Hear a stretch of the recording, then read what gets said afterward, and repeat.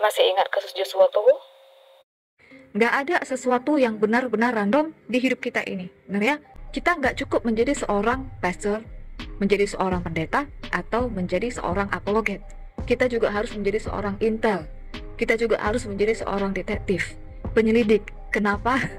Agama dan politik itu punya kemiripan.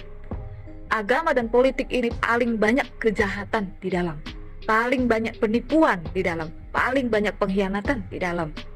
Dari dulu, dari zaman kegelapan dulu, itu gereja sudah berpolitik.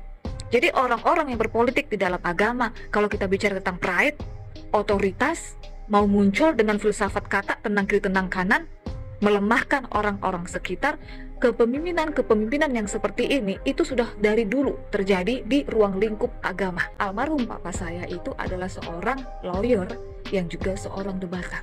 Seorang lawyer kalau membela atau menuntut itu pasti tegas, itu pasti lantang. Bedakan tegas, lantang, lugas dengan kasar. Ya, jadi perempuan itu lembut tetapi tegas, bukan lemah dan kasar. Waktu saya ingin punya planning seperti itu, apakah suatu kebetulan saya dipertemukan dengan Bang Amin Wijaya yang juga menjadi salah satu saksi bahwa cerita-cerita si Sarah itu bohong. Tiba-tiba saya teringat, oh iya, ternyata Bang Amin Wijaya ini dulu sempat diviralkan Sarah, kata si Sarah, penyembah Baphomet. Artinya mereka ini punya masalah. Dan ternyata saya cerita, Bang Amin Wijaya ini lebih lengkap lagi ceritanya. Well, simpan dulu di antara saya dan Bang Amin Wijaya. Apakah suatu kebetulan juga ketika saya itu dipertemukan dengan Mikana? Sebelumnya saya itu nggak tahu ya maksudnya si Mikana. Saya pun jarang sebenarnya buka-buka YouTube yang lain atau TikTok apa gitu. Tapi karena kebetulan, tanda kutip saya pakai kebetulan ya, saya lihat ada postingan orang reform yang memang dari dulu itu sangat anti getol dengan Allah Esa, dengan Oneness, di mana mereka ada Trinitas yang ada menyebut nama Mikana. And then kemudian aku itu kepo, aku masuk ke dalam TikTok yang mana namanya Mikana.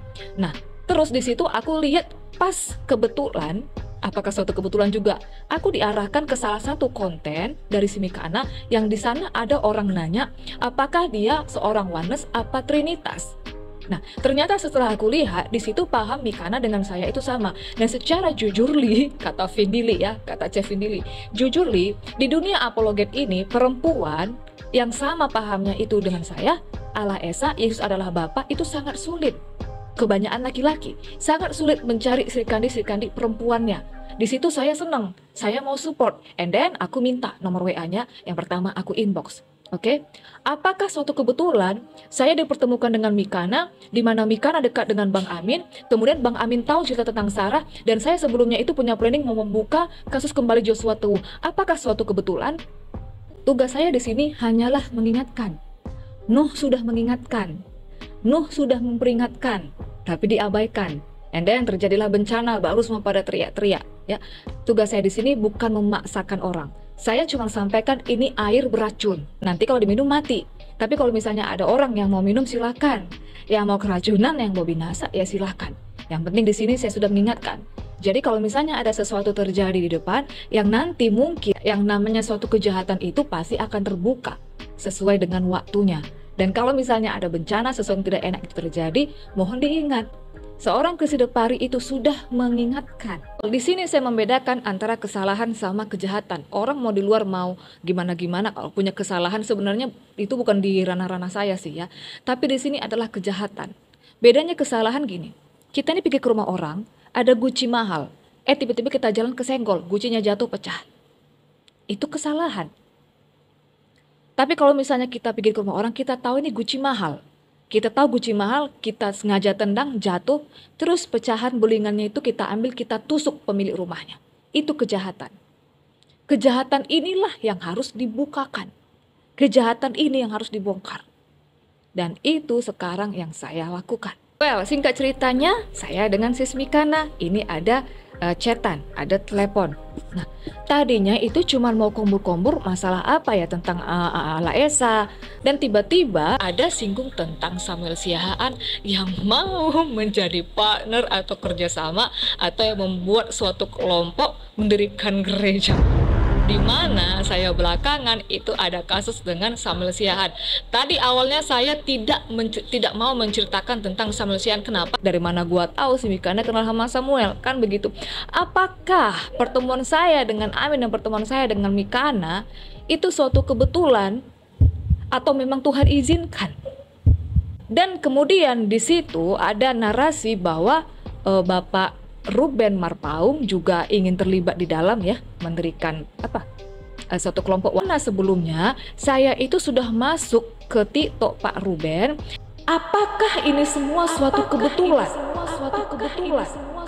Sekali lagi di sini saya hanya mengingatkan. Saya mau mengajak orang make a sense aja. Joshua Tuwuh itu, ini gua ralat sedikit ya, gua lurusin, gua counter. Joshua Tuwuh itu tidak dikeluarkan, tetapi mengundurkan diri. Kan bisa dilihat itu ada konten-konten sebelumnya di Facebook juga.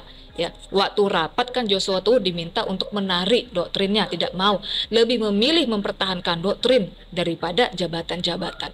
Akhirnya mengundurkan diri.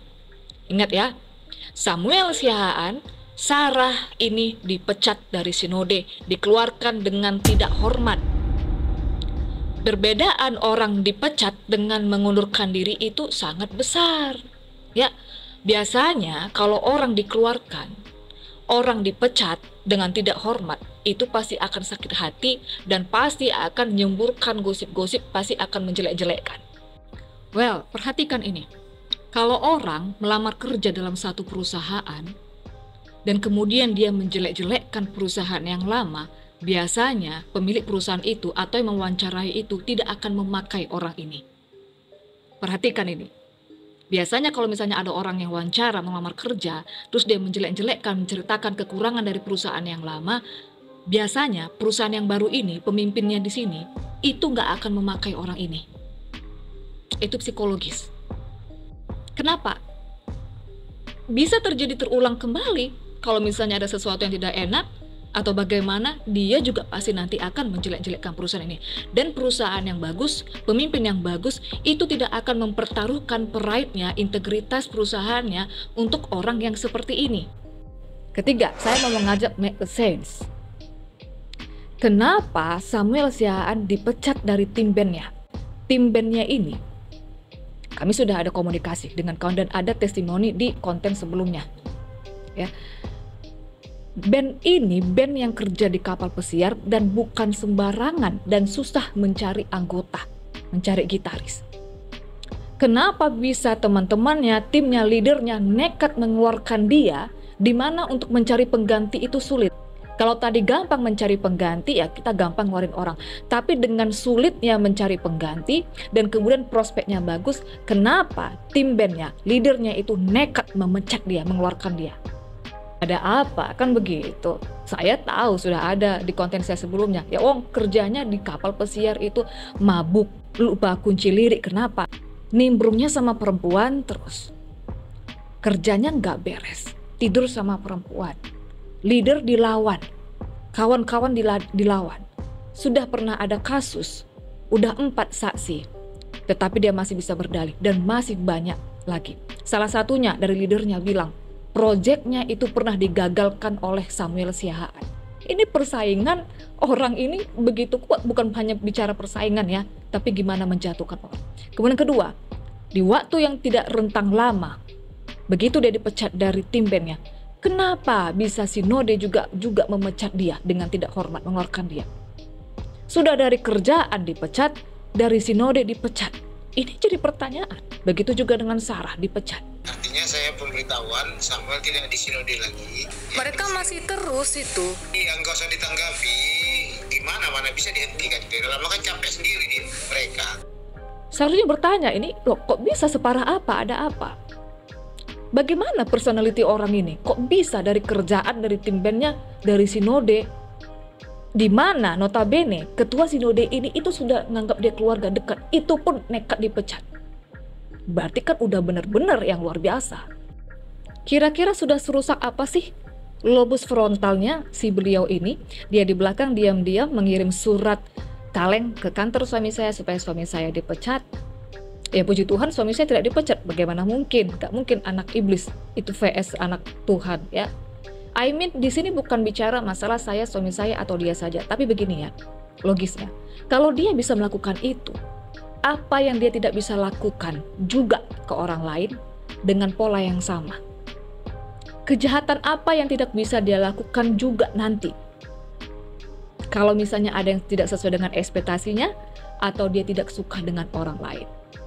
Perhatikan, perhatikan ada orang yang tipikalnya itu tidak maju ke depan, tetapi dari belakang menjadi pemain catur. Dalam politik pun itu sangat biasa sekali. Kirimkan orang, bikin tawuran rusuh segala macam. Di belakang dalangnya itu lipat tangan, ongkang kaki. Ini yang lebih berbahaya. Dan masalahnya tidak semua orang bisa mengidentifikasi. Siapa yang bisa mengidentifikasi? Of course, itu orang dalam. Di mana saya adalah mantan orang dalam yang pernah dengan sangat dekat sekali dengan dia. Nanti saya akan sampaikan detail dan ini tolong diingat. Mungkin ini nggak kayak makan cabai, mungkin bukan sekarang didengar. Tetapi one time ini bisa menjadi aware, bisa menjadi pemikiran untuk orang yang mana tahu. Ada yang akan berpartner, ada yang akan bersirkel. Sekali lagi, once again, tugas saya di sini hanya mengingatkan. Ya, orang bagaimana itu terserah. Saya akan beritahu bagaimana polanya. Di depan saya ada tunjukkan itu foto Pak A Simatupang dengan keluarganya yang sudah hilang sekarang. Karena apa? Karena si Sarah ini bikin fitnahan, memviralkan yang gak benar, dan dia meneror istri si Bapak A Simatupang itu. Bahkan mungkin sampai gerejanya atau gimana lah, oke? Pak Joshua Tuwuh itu hampir hilang karena si Sarah ini juga bikin fitnahan, bikin narasi, oke? Yang ketiga, di sini mungkin ada orang-orang baru, mungkin tim-tim Sismikana yang belum kenal atau yang tidak kenal. Niken hilang sampai sekarang. Kenapa? Karena yang berdua ini juga. And then mereka lakukan ke saya. Mereka berharap saya bisa hilang. Oh no, justru di sini saya akan terjang, saya akan kejar. Faktanya, kenapa Samuel tidak berani memunculkan diri? Banyak orang bilang kok hilang Samuel, dicari-cari Albert Rumampu. Kemarin si Samuel nantang Deki Ngadas kok nggak muncul. Kenapa justru dia sekarang hilang? Niken dan saya, Kristi, itu adalah partner Samuel Siahaan tadinya. Oke? Tipe-tipe orang ini adalah controlling, manipulatif, dan parasit. Menempel dengan tujuan apa? Apa saja. Samuel Siahaan terutama untuk apa? Kalau dia tidak suka dengan orang, dia akan memakai kita perempuan ini menjadi partnernya untuk menghancurkan orang itu. Ingat di konten sebelumnya saya sudah pernah bilang, saya mengakui saya pernah dipakai Samuel Siahaan untuk menjebak Valen di dalam konten Valen sendiri dengan narasi Samuel Siahaan bahwa si Valen ini menipu duit dan bla bla bla segala macam. Oke, ini terlalu panjang saya jelaskan. Dan saya juga sudah minta maaf sama Valen. Begitu juga Sarah. Begitu juga dengan Niken. Oke, kenapa Niken menghilang? Samuel Siahaan ini polanya itu akan masuk dulu ke dalam circle targetnya. Dia akan dulu masuk ke dalam dunia targetnya. Dia akan masuk dulu ke dalam dunia kita, kehidupan kita. Kemudian ini memang ciri-ciri orang manipulatif dan ini sudah hal yang umum ya, dark psikologi. Coba deh baca buku-buku Law of Power dan lain-lain, tipe kepemimpinan yang manipulatif, psikopat, Machiavellianism dan lain-lain. Bagaimana cara meraih kesuksesan dengan cara dark psikologis yang ketiga ini tadi. Itu pernah dibawa oleh Deddy Corbuzier dalam podcastnya. Kalau mau sukses harus jadi orang jahat katanya. Apa? Ketiga ini memang diperlukan, narsisme, psikopat, dan Machiavellianism. Siapa sih yang bisa dengan detail seperti ini menjelaskan? Nah, kalau ini jatuh ke tangan orang yang salah, trik-trik manipulatif ini, psikologis ini sangat berbahaya. Well, ketika Samuel Siahaan ini tidak berhasil mengontrol orang yang di dalam ini, targetnya, ini orang ini akan dihancurkan. Ini orang ini akan dilemahkan. Dia tidak bermain di depan, sekali lagi. Dia tidak akan bermain di depan, tetapi di belakang. Ini saya kasih tahu detail dan tolong hati-hati kepada Sismikana. Saya kasih tahu polanya. Pola yang pertama, dia akan memakai musuhmu. Siapa saat ini musuhmu? Siapa saat ini rival besar Anda? dia akan pakai itu di belakang. Dia akan pakai itu di belakang. Tetapi sembari berbarengan dengan itu, dia akan masih tetap stay dengan kita. Paham ya? Dia tetap akan stay dengan kita. Di depan dia berpura-pura mendukung kita, di belakang dia akan memakai musuh Anda, menghancurkan Anda. Nah, ada pertanyaan begini seharusnya yang menjadi pemikiran keras kita. Kalau saya kan memang sudah tahu, saya memang sudah hafal, tetapi gini ya, kalau misalnya kita dalam pengadilan nih ya, kita kan misalnya kan kalau ada kasus, kita kan nggak orang yang di dalam TKP itu. Ya, kalaupun saya pengacara atau polisi dalam penyidikan, saya kan bukan orang yang masuk ke dalam TKP itu. Tetapi yang namanya penyidikan itu kan ada pemikiran-pemikiran, connecting dots, benang merahnya, ada data, terus nanti konklusi, itu step by step. Kan begitu ya. Sama seperti saya mengajak orang audiens untuk berpikir. Jadi pertanyaan besar begini, si Sarah ini sudah banyak yang buang, sudah banyak yang jauhi, sudah banyak yang memutuskan kerjasama dengan dia, sudah banyak yang benci lah gitu, dia banyak rivalnya, perang dengan sana sini, hampir semua. Baik laki-laki atau perempuan itu sudah takut untuk dekat dengan dia. Pertanyaannya, kenapa Samuel Siahaan sampai sekarang harus tetap keep si Sarah? Untuk apa mau dipergunakannya si Sarah? Burung sejenis berkumpul. Dalam hukum energi itu orang akan saling tarik-menarik dengan frekuensi yang sama. Itu pasti. Ketika semua orang sudah merasa tidak sefrekuensi lagi dengan Sarah, banyak yang sudah tahu aslinya, kejahatan-kejahatannya, silakan lihat aja konten-konten yang kasar dan segala macam, gak ada yang betah. Kenapa hanya satu-satunya Samuel yang masih keep si Sarah dan mereka masih ada hubungan? Kenapa? Apa yang mau dipakainya dari si Sarah ini? Apa yang mau dibuatnya dengan si alatnya ini? Ingat ya, seorang manipulator itu harus selalu punya tangan kanan. Dengan ini nggak bisa, dengan ini nggak bisa, dengan ini nggak bisa. Dengan ini yang terakhir.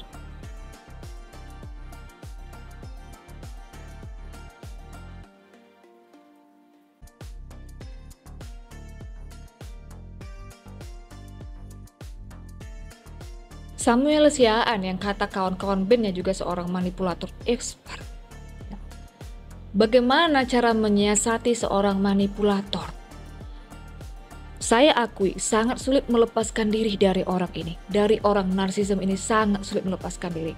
Saat Anda tidak bisa melepaskan diri dari seorang manipulatif, jalan satu-satunya adalah mengikuti polanya. Jadi bagaimana cara memanipulasi seorang manipulatif, seorang manipulator? Itu. Once again, foto yang dipamerkan Sarah itu, yang diviralkan Sarah itu, saya masih ada tertinggal. Di HP suami saya ada foto. Kita suami istri kan biasa seperti itu. Biasa untuk hal yang seperti itu. And then kemudian saya dengan Sarah itu kawan kompak banget dulu. Biasa bergila-gilaan, heboh-heboh. Dan dia pakai foto saya. Dia akan terus memakai Sarah. Dia tidak akan pernah melepaskan Sarah. Sebagai hubungan timbal balik. Gua ngasih apa, lo ngasih apa. Lo buat ini, gua ngasih ini. Perhatikan sekali lagi, dari antara semua orang sudah menjauhi Sarah, tidak ada yang betah dan memilih untuk menjauhi toxic people. Bahkan dari ketua sinode kami sudah tidak mau lagi berhubungan. Kenapa Samuel sampai sekarang harus masih tetap menjaga si Sarah? Saya di sini mewarning. Sekali lagi, tugas saya di sini hanya mewarning dan mengingatkan. Siapapun yang bersirkel, yang berpartner dengan dia, sekarang dia ini ke sis Mikana. Apakah suatu kebetulan saat kita telepon sis yang tadinya dengan Mikana gak ada mau membicarakan dia, gak ada sama sekali, gak tahu. Tiba-tiba sis Mikana menyinggung nama dia, and then kemudian cerita panjang. Apakah ini suatu kebetulan? Apa yang paling ditakutkan oleh seorang pelaku kejahatan? Yaitu kejahatan atau identitasnya terbongkar. Kenapa sampai sekarang mereka ini nggak pernah berani saya tantang masuk room sama-sama. Oke, kita laga, lo bawa data lo bawa penjabaran lo, gua bawa. Kenapa dia sembunyi-sembunyi masuk ke tempat-tempat kecil? Kenapa dia nggak seperti dulu lagi? Kenapa dia hilang dari jum-jum yang lain? Kenapa dia ganti nomor? Bahkan orang-orang penting yang dulu temen dia, kayak Pak Jevanya, juga nggak tahu di mana peredaran dia. Yang lain kan banyak nggak tahu. Bahkan Luga Tambunan, orang yang pernah sangat dekat dengan dia, dan yang lain-lain nanya, emang Samuel udah balik dari kapal katanya. Saya tahu. Kalau benar, kalau kita nggak berbuat kejahatan, kita nggak akan takut. Kemarin saya dapat nomor barunya. Itu saya chat lagi, hai masih hidup, psikopat. Aku ada di mana-mana. Dia blok lagi. Oh dia balas gini, iya psikopat dan pesakitan memang ada bertebaran di mana-mana katanya. Dia tidak menyangkal kan. Samuel Sean juga lupa Samson yang begitu kuat itu jatuh dengan wanita. Kelemahan Samuel itu apa? Dia paling tidak tahan dibuai-buai, disanjung-sanjung, diangkat-angkat, dipuji-puji, dieluk-elukan, dianggap yang wow. Wah, saya masuk dari situ untuk membongkar kejahatan. Keempat, Wen dia pernah berpartner dengan Fatimah Sadikia, dan kemudian Fatimah Sadikia sudah independen, itu dia jelek-jelekkan, dia buruk-burukkan si Fatimah Sadikia.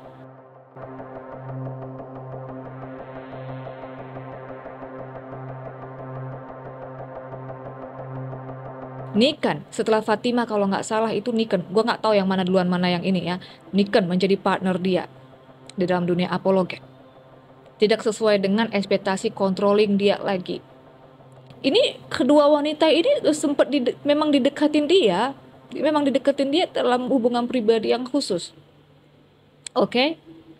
Niken nggak sesuai ekspektasi intinya, tidak bisa lagi controlling. Dia viralkan, dia jatuhkan, dia burukkan.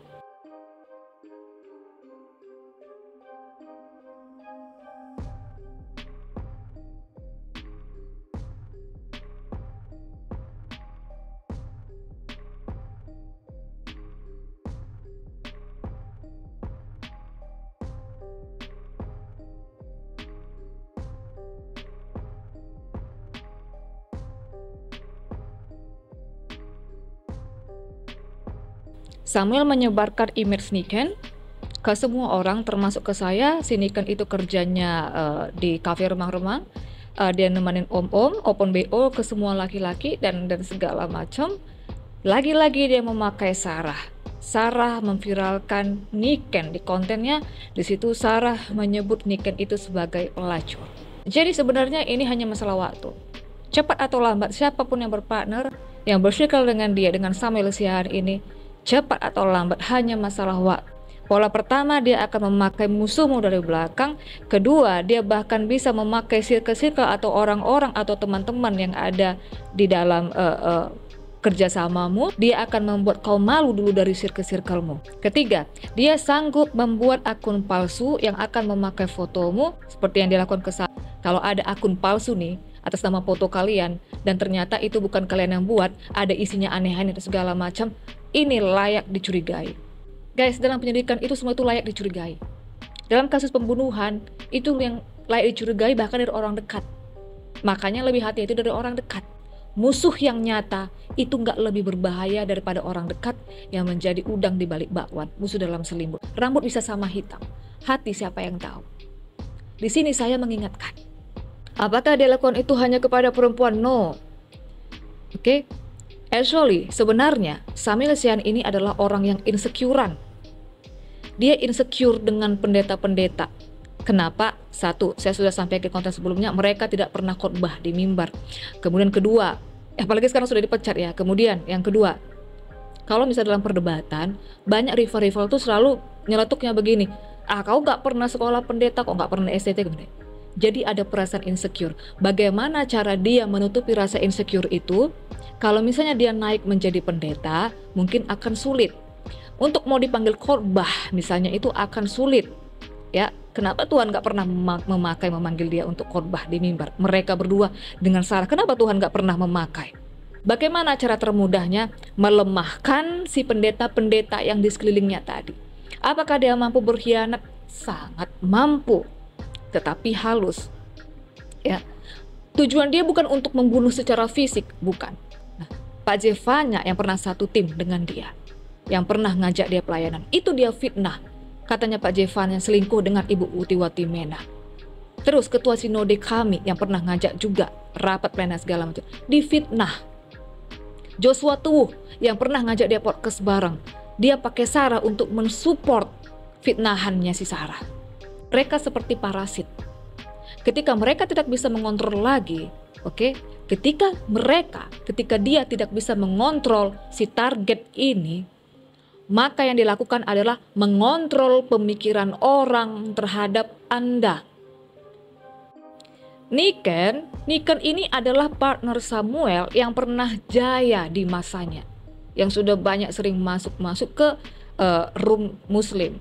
Dia adu domba saya dengan Niken sampai saya pernah sentimen. Ketika Samuel itu masuk ke dalam zonanya kita, dia mau menjadikan kita ini sesuai dengan ekspektasi. Contoh dalam hal kecil, kamu nanti aku naikkan ke sana, kamu nanti masuk kemari, kamu nanti begini. Itu udah semua diarahkan, tapi dia punya tujuan tertentu.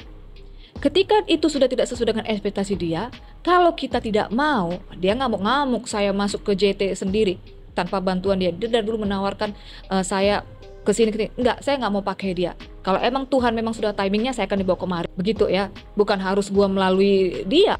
Dari situ ngamuk.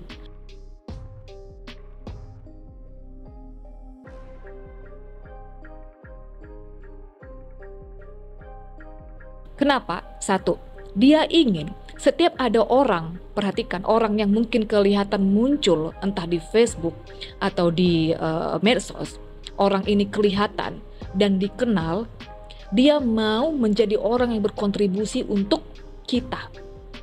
Dia mau nanti suatu saat one time menceritakan seperti dia menceritakan, Niken itu gua yang naikkan bla bla bla, Fatimah Sadikia gua yang naikin bla bla bla katanya.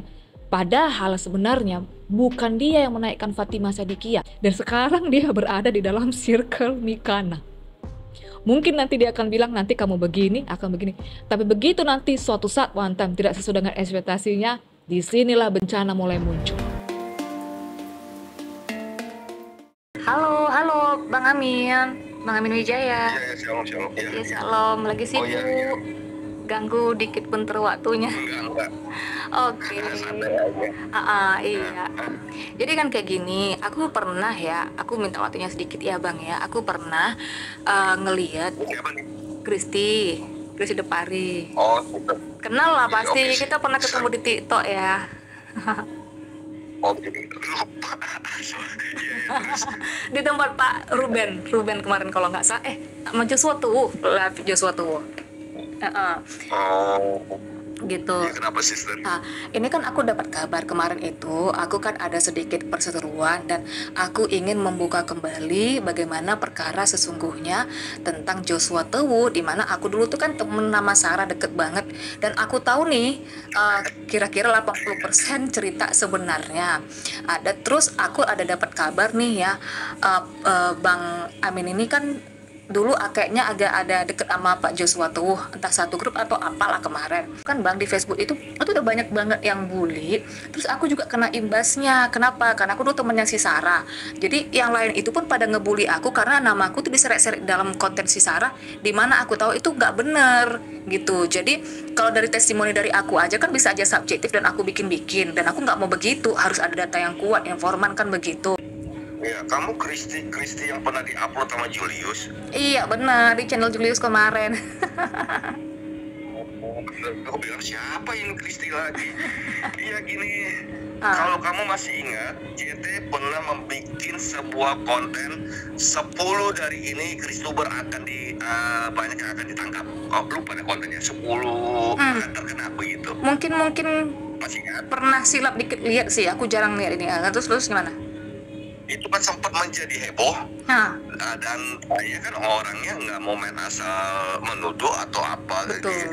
Jadi saya langsung minta izin, saya datang ke tempatnya. iya. Gitu. Nggak cukup Dia juga. gini ya Bang ya, nggak cukup berkata ya di atas ya, tidak di atas tidak, di pengadilan nggak berlaku itu. Betul, jadi saya datang kan ke tempatnya dan banyak YouTuber juga kan sebenarnya jadi salah paham. Menurut saya sih seharusnya datang ya kan. Maksudnya apa dibikin konten kayak gini nakutin YouTuber atau apa? Saya datang gitu, kriteria apa begitu.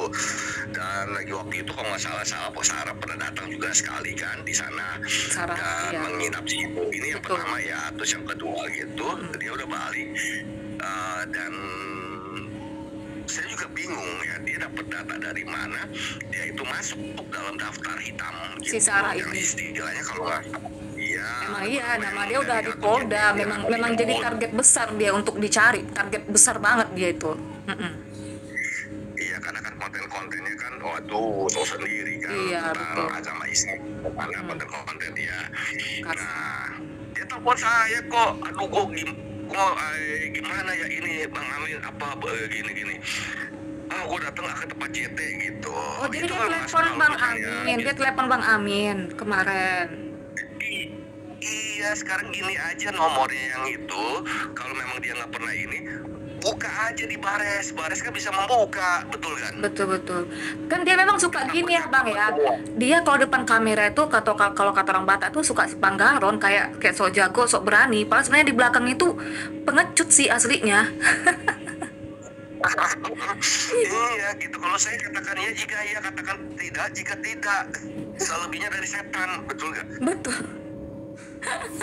Nah Terus akhirnya dia nyampe di Pesa Joshua Tewu begitu dan itu dia bilang ada yang menjanjikan pelayanan atau apa ini di JT dengan bayaran begitu itu dusta. Tunjukin aja ada gak tawaran dari Pesa Joshua Tewu maupun Ibu Pendeta Esther istrinya Betul. melayani sana dengan sejumlah gitu nggak ada. Suruh dia tunjukin ada katanya kan dia ditawarin pelayanan di sana. Iya. Betul nggak?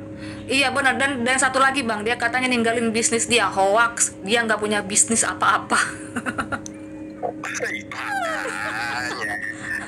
Terus Tunjukin lah tampilkan bisnisnya apa begitu. Kalau saya beberapa kali saya tampilkan ini loh saya sales aksesoris motor atau apa itu Bang, ada buktinya. dia nekat loh Bang, dia bikin video di tempat toko baju, terus katanya itu bisnis dia, terus katanya itu bisnis sama suami, terus tiba-tiba katanya dia janda. Jadi dia punya suami atau janda sih? Nah itu kan saya dulu udah masuk ke apa ya tim bagi-bagi nasi bungkus apa dan dia ada bawa beberapa orang namanya Sister Feby terus Sister Esther namanya Esther juga ada Esther Nurhayati ada berapa orang itu si Sebastian itu karena waktu itu gereja semua tutup hanya Pesa Joshua Tewu yang buka. Iya kan lagi COVID kan banyak yang tutup. Betul, makanya dia cerita katanya tengah malam nyari makan. Di mana tengah malam nyari makan gara-gara nggak dikasih makan JT. Sementara tuh musim COVID jam sekian teng udah ada batasan tutup semua tempat makan kan. Ya hanya Pesa Joshua Tewu yang buka. Tanyain kepada itu nama dia ada buka TikTok gak? Esther Nurhayati, Feby, terus Sebastian lupa nama ya, kayaknya dia nggak ada TikTok dah. Sama siapa lagi ya? Itu ibadah di tempat Pesa Joshua Tewu. Pernah gak ngeliat si PS Sarah ini melayanin? Kan simpel. Oh nggak ada ya jarinya di situ melayani dia ya? Kagak ada. Ih gila itu orang ngarang bebas, katanya dia udah begini-begini nggak dibayar, nggak dikasih makan katanya. Aduh. Itu kan Pesa Joshua Tewu kan tiap ibadah itu kan ada live, betul gak? Iya, Coba lihat ada gak? Nah, paling gampang kedua di Pesa Joshua Tewu itu banyak CCTV. Buka aja, kita ada melayani kan gampang, betul gak? Ya ampun, banyak kali dustanya. Jadi pada saat itu dia ke tempat Joshua Tewu yang gara-gara masalah nama dia udah ada dicari gitu di Uber, apa minta perlindungan apa gitu karena JT banyak dekat sama Muslim sama polisi. karena Pastor Joshua Teu ya dekat dengan ya orang instansi-instansi tertentu yang daftar gitu ya. Kalau saya bilang sih ya minta perlindungan lah begitu kan. Kalau ini ya kan, kalau saya sih ada daftar, saya ya udah, saya tinggal menyerahkan diri aja sama Tuhan begitu kan. Kalau memang saya harus masuk betul kan gitu. Tapi kan ternyata enggak semuanya begitu. Dan ya kita kan harus taat hukum. Oh, ada peraturan undang-undang yang nggak boleh begini-gini, kita hindarkan betul kan. Habis itu kita jangan berbuat. Jadi betul kan, oh ternyata ada undang-undang begini, dan dia di situ. Dan itu ada di konten YouTube saya, Amin Wijaya Yoyoyo, sister lihat. Ada, kamu cari pelayanan diakonia saya bersama Ibu Pendeta Esther, istri Joshua Teu, istri Pastor Joshua Teu. Di situ ada. Kita pulang jam 12-an apa, itu Pastor udah telepon terus dari jam berapa, itu kok belum balik, apa bentar lagi. Saya kalau nggak salah ada Sebas, ada si ada Esther Nuharyati juga, sama satu lagi siapa ya, saya lupa namanya. Itu mengantar pulang gitu. Jadi satu mobil kita kawal sama, ya dong, namanya Ibu Pendeta sudah berbaik hati kan, mau ikut dalam membagikan, memberikan spirit, betul ya. Nah itu di mobil aja, ya kan. Itu Pendeta Esther udah berbicara, ini Pastor suruh saya berbicara, ngusir Sarah, bagaimana caranya ngusir Sarah. Nah saya bingung, Amin, kan dulu berbicaranya dengan kamu, tapi Pastor nggak mau ngomong. Saya ngomong, ya Cici, kalau misalnya gini, kita bantu orang boleh, tetapi harus ingat ada rumah tangga kita. Kalau pas kita bantu orang, nampung orang, betul nggak? Tetapi orang tersebut tidak membawa kedamaian di dalam rumah tangga kita.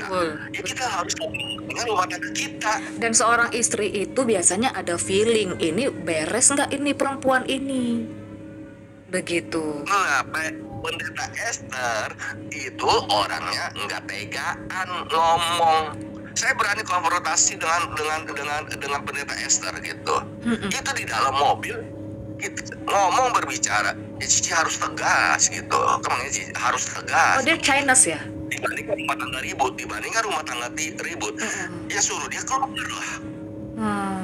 Makanya ngamuk si Sarah nih. Bang, ini aku jujur ya, waktu aku masih berteman sama si Sarah, dia tuh habis ngejelekin Ibu Esther, istri Pak JT. Dibilangnya lah, katanya mau menguasai, masalah duit, masalah ini, si JT. Pokoknya tuh banyak banget dia ngejelekin Ibu Esther itu. Nah, terus kan ada dalam satu kontennya, sekarang kita berpikir logis aja. Tunggu aku potong dulu ya Bang, kita berpikir logis aja nih. Ada satu kontennya yang bilang, si JT ini pengen hidup bersama dengan dia katanya. Sekarang gini, logika aja dah, dari segi karakter, oke, laki-laki mana yang betah dengan karakter seperti itu? Buktinya udah berapa kali gagal. Kemudian yang kedua, Ibu Esther itu seorang pendeta berkarisma. Dan kalau kita dalam relationship ini Bang, harga diri kita, pride kita ini dinaikkan oleh suami, dan suami ini pride dinaikkan oleh istri, begitu ya. Ada satu kebanggaan sendiri. Nah, si Sarah siapa dibandingkan dengan Ibu Esther sampai si Pak JT mau hidup bersama dengan si Sarah? Jauh banget. Sekarang gini sih, banget. Saya berapa kali ke tempatnya Pastor Joshua Teu, mulai dari yang tentang masalah 10 kriteria apologet yang akan ditangkap. Kedua lagi masalah Tritunggal dengan Wana saya kumpulkan semua kan di situ. Ada di situ juga ada akhirnya datang Fatima, Pastor Cairo Anwar apa. Jadi gini, saya di mana ada Pastor Joshua Teu, di situ ada Pendeta Esther. Di mana ada Pastor Joshua Teu di kantor, di situ ada anak-anaknya. Bagaimana mau Pastor Joshua Teu mau macam-macam? Loh, kan memang dia juga bilang sama aku Bang, Aku nggak bohong. Kalau misalnya aku bohong, biar aku dapat teguran Tuhan. Aku kan marah sama dia saat itu. Kenapa nama aku tuh diseret-seret, sementara gua tuh nggak tahu dia mau bikin konten apa isinya, nggak ada konfirm-konfirm gitu. Nah, gua kan ditanyain sama suami yang mana benernya apa segala macem, dan gua nggak suka dong, ya. Kalau memang itu nggak bener, terus gua diseret-seret, dia kan suka menamengkan orang lain kayak di konten dia, katanya Julius bilang aku begini, dia bilang nggak ada. Daniel katanya saat itu juga keluar dari grup Joshua tuh karena nggak suka nengok Joshua tuh. Padahal kata Daniel karena grup itu udah sepi.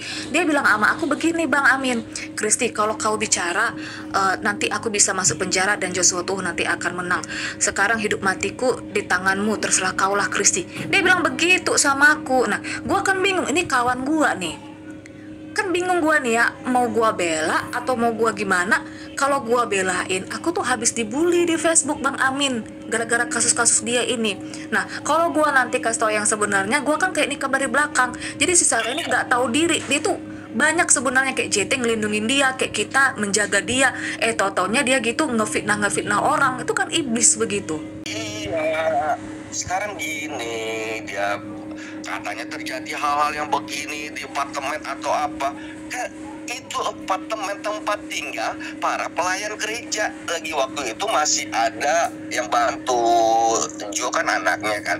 Ada 2 orang kalau nggak salah deh, cowok begitu. Itu kan tinggalnya di apartemen itu yang dikasih buat Sarah juga tinggal di situ. Bagaimana mungkin terjadi hal-hal yang tidak diinginkan? Ada orang lain di situ. Sekarang gini ya, anggap saya adalah seorang, posisi namanya pastor, oke? Nama saya sudah dikenal begitu. Mau gak saya melakukan hal-hal yang tidak diinginkan di tempat-tempat di mana di situ ada anak buah saya? Gila lah, nekat lah itu berarti ya. Goblok namanya kalau mau, betul kan? Betul gak? Iya. Kan nggak mungkin, karena di tempat tinggal situ bukan hanya si Sarah sendiri, Ada banyak. tetapi ada pelayan gereja. Saya tahu betul. Dan yang namanya Thomas, kamu ngecek di ini, ada yang namanya Thomas. Thomas itu juga bagian bersih-bersih di sana. Memang. Betul gak? Dan ketiga, kenapa dia tidak teriak?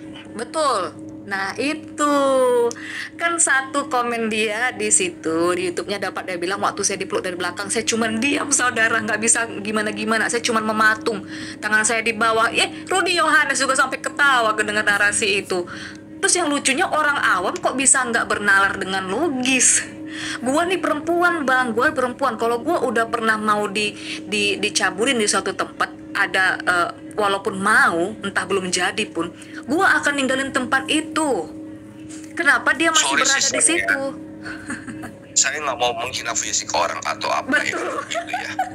Ini ya, mohon maaf gitu ya, apalagi posisi Pastor Joshua Teo, dia terkenal di publik, betul kan? Iya. Terkenal di publik. Dia punya duit, ya. Kalau dia mau bandel, ya kan. Aduh, 10 kali lipat daripada si Sarah dia bisa dapat. Betul.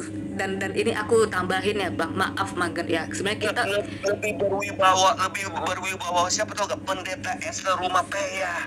Dia jauh kelasnya. Betul lah. Betul. Betul gak? Dari bahasa. Dan kemana pun di tempat di kantor apa, itu istrinya juga ada, anak-anaknya juga ada. Pasti salah satu anaknya ada yang paling kecil, ada yang lagi waktu itu yang sempat jadi singer, siapa tuh? Yang cakep tuh saya pindah kemana? Itu juga saya pernah ketemu berapa kali, ada anaknya. Setiap saya ke kantor JT pasti ada anaknya. Kalau nggak setiap kantor JT itu pasti ada istrinya.